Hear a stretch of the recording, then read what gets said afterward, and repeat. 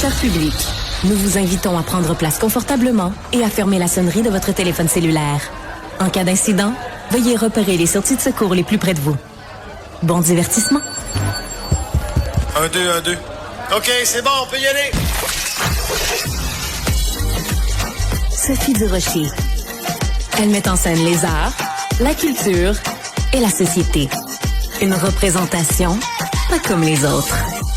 Sophie Durocher.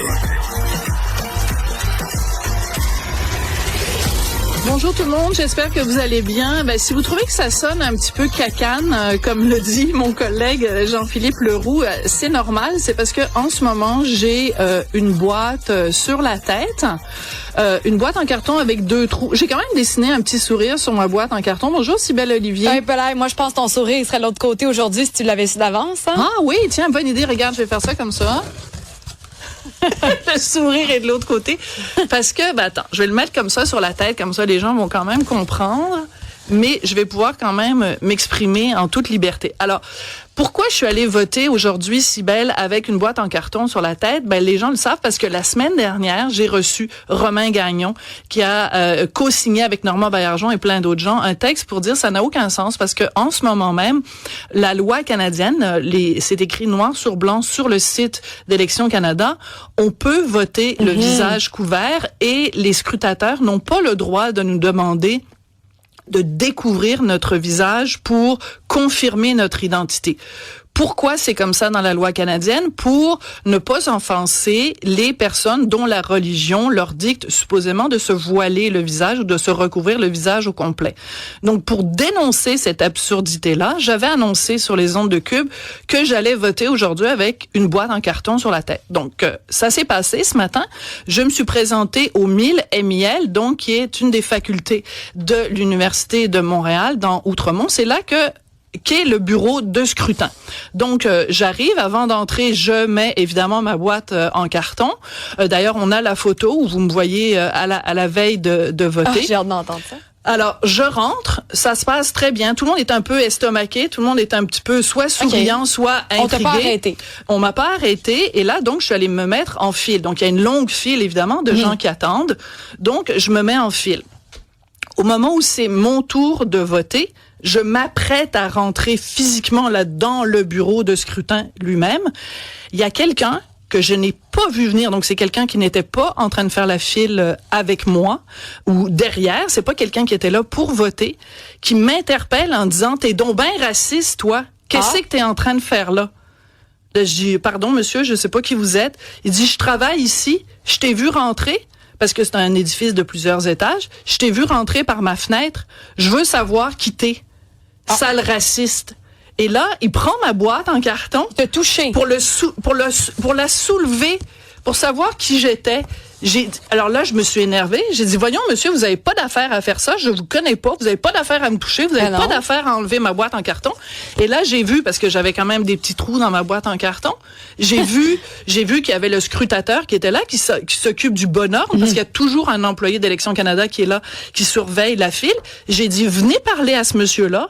Et là, j'ai haussé le ton. J'ai dit, ce monsieur est en train d'essayer de m'intimider et de m'empêcher d'exercer mon droit démocratique. J'ai le droit de voter le visage couvert et j'ai l'intention d'aller voter de cette façon-là. Ce monsieur n'a pas d'affaire à interférer avec mon vote.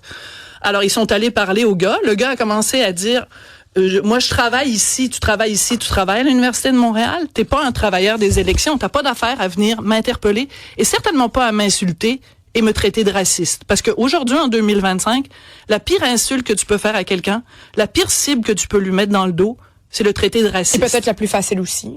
Je vois mais pas ça, en quoi question. Le fait, moi je me mets une boîte en carton sur la tête pour dénoncer cette absurdité d'Élections Canada.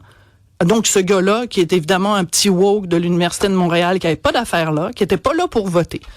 Donc le scrutateur lui dit, monsieur, laissez madame tranquille, elle a raison, elle a parfaitement le droit de voter de cette façon-là. Donc le gars est resté là. Ben oui, mais c'est la loi. Ben oui, mais au moins, c'est la loi. Dire, OK, alors le gars, il est resté là, puis il restait là, les bras croisés, à me regarder à 2 pouces de moi. Fait que là, j'ai dit au scrutateur, j'ai dit, monsieur, cet homme est en train de m'intimider. Il a pas sa place ici. Il est pas ici pour voter. Pourquoi vous tolérez sa présence dans un bureau de scrutin? Je vais vous demander de lui dire de s'en aller.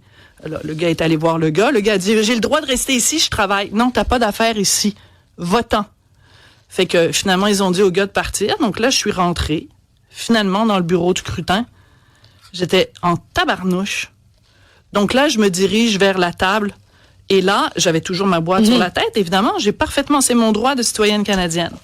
Donc là, j'arrive, écoute l'absurdité de la situation, Cybèle. Là, je tends ma carte d'électeur et mon permis de conduire. Parce que c'est ça qu'on fait quand on va dans un bureau du scrutin.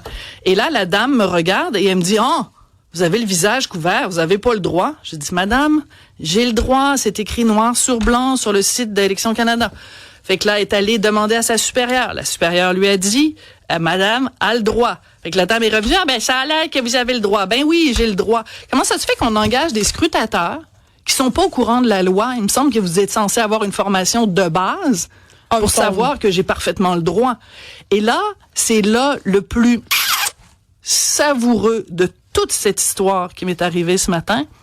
La dame, je lui tends mon permis de conduire et ma carte. Elle regarde mon permis de conduire et dit, « Ben oui, je le vois à votre visage. » Mais j'ai dit, « Madame, j'ai dit, comment vous faites pour vous assurer que c'est moi sur le permis de conduire? » Ben oui, qu'est-ce qu'elle a dit? Ben, elle dit, ah ben là, vous irez vous plaindre aux autorités. J'ai dit, ben c'est exactement ce que je fais en votant le visage couvert, madame. C'est une absurdité. Donc, la femme n'était absolument pas capable de vérifier mon identité. Ben non.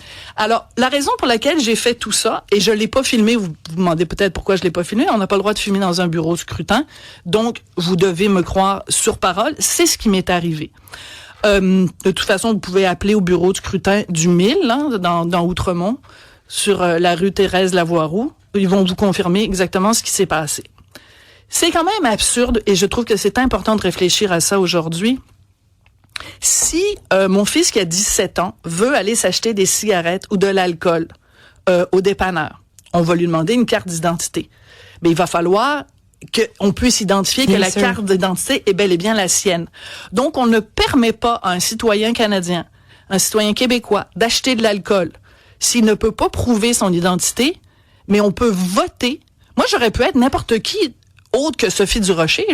Toi, t'aurais pu aller voter à ma place. Avec tes cartes. Te mettre un carton sur la tête et utiliser ma carte de voteur et mon permis de conduire.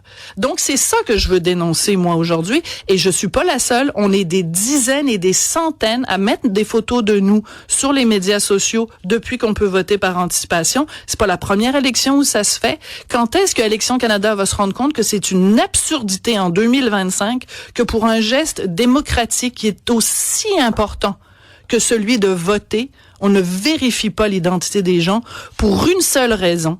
C'est pour une raison religieuse, pour ne pas faire de la peine à des gens qui considèrent que le ciel va se fendre en deux s'ils ne se couvrent pas le visage. C'est une absurdité. Donc moi, je vous le déclare aujourd'hui, ma nouvelle religion, c'est la boîte en carton.